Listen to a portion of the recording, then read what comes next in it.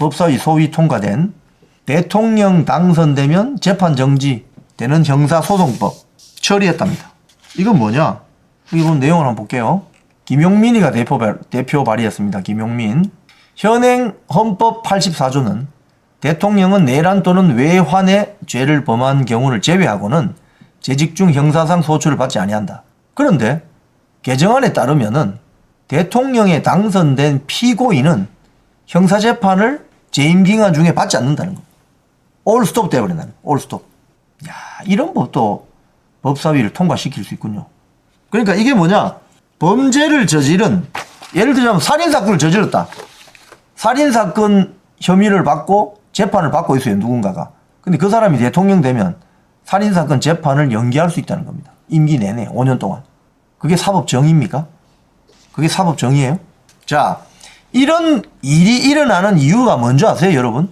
왜 그렇겠습니까? 이런 일이 왜 일어나는 줄 아세요?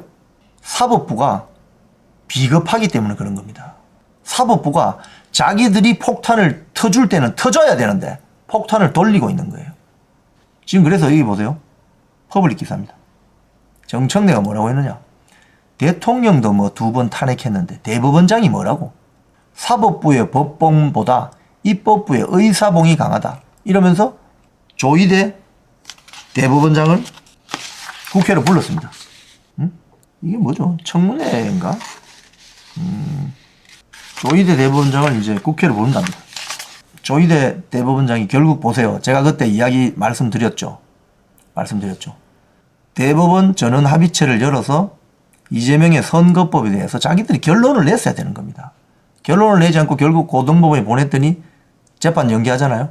그럼 대선 끝나고 나서 오늘 법사위에서 사법부 대선 개입 의혹 청문회 연다잖아요. 그럼 청문회 불려 나와야 되는 거예요. 조희대 대법원장이.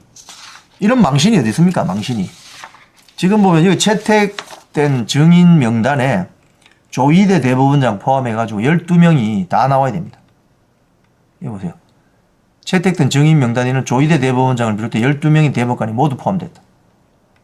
결국 이렇게 되는 거예요. 제가 봤을 때는 사법부가 비겁한 결정을 내리는 바람에 국회 청문회장에 불려 나와서 아주 망신을 당할 겁니다, 아마. 그래도 명색이 대법원의 대법관들인데 청문회 다 불려 나와가지고 거의 뭐 죄인처럼 뭐 대선 개입했지 않느냐 이러면서 국회의원은 그 회기 중 발언에 면책 특권이 있지 않습니까? 온갖 발언을 쏟아내겠죠. 그러면 판사 생활을 한 30년 가까이 해오던 사람들이 얼마나 스트레스 받겠습니까? 망신을 당하는 거죠.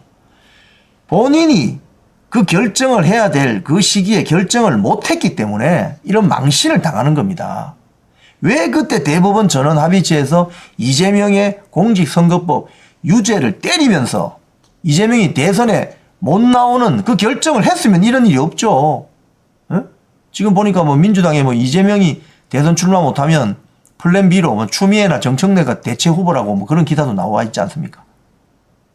근데 본인들이 그 폭탄을 돌림으로써 서울고등법원으로 돌리면서 야 서울고등법원 너희들이 좀 터져라 이거 우리는 못 터주겠다 이러는 바람에 지금 청문회 불려 나와서 완전히 망신당하게 생긴 거죠 지금.